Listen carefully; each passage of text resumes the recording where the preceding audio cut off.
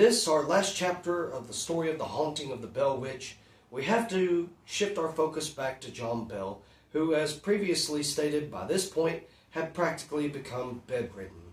Occasionally he would have good days where he could in fact get out and walk about his farm, but with assistance. And so one day in particular, while he and one of his sons, John Bell Jr., were out walking around the property, suddenly John just began to contort, and his body just configured itself into an unnatural shape that should not have been humanly possible.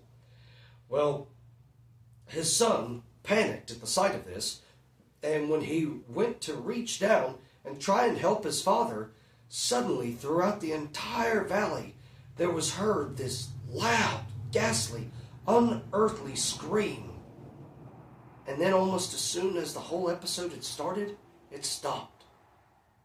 And when John came to, he got up with the aid of his son, and he looked at him mournfully and said, "I am not long for this world." And they went back home. Now John, at this point, he confines himself back to bed again, and his health began to decline worse and worse. Now, finally, just on the day of December the 19th, John slipped into a coma and was unresponsive to anyone whatsoever. But the next morning, on December the 20th, 1820, when they went up there to check on him, they found that he had passed away.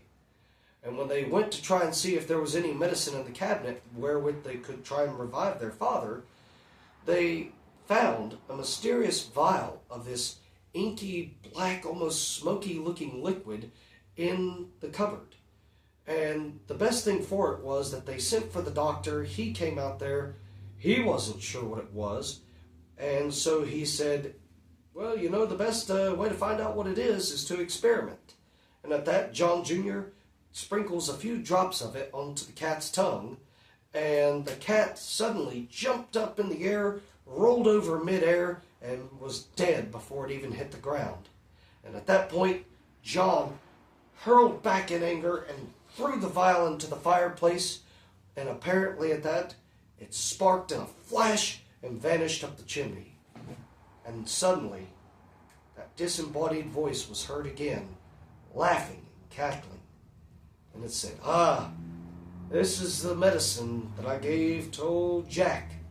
As a matter of fact, I fixed him a dose last night, which fixed him up real good." Now, even apparently, at John's funeral, the voice was heard to be laughing and singing drunken sea shanties and the like. But it was notably after the death of John Bell that the hauntings decreased considerably, and within a few generations they had practically vanished altogether. So folks, what do you think about this story, about the haunting of the Bell Witch? Was there some kind of spirit that was plaguing them? As one of his friends put it, a spirit as such as is mentioned in the Bible. Was it a witch who was practicing dark arts and being able to inflict pain and anguish upon the family from a distance? Well, as for me, I don't lean one way or the other. I just personally think it's an interesting story, one that makes up an integral part of Tennessee storytelling history. Because as you know, in the mountainous regions of North America, we've got our cryptids, we've got our monsters, and we've got our haints aplenty. And Tennessee is no exception when it comes to this, especially in the most notable case of them all, in my opinion, the case of the Bell Witch.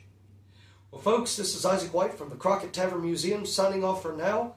And, of course, because we're getting ready to close up, we won't even bother with the hours of operation and admissions.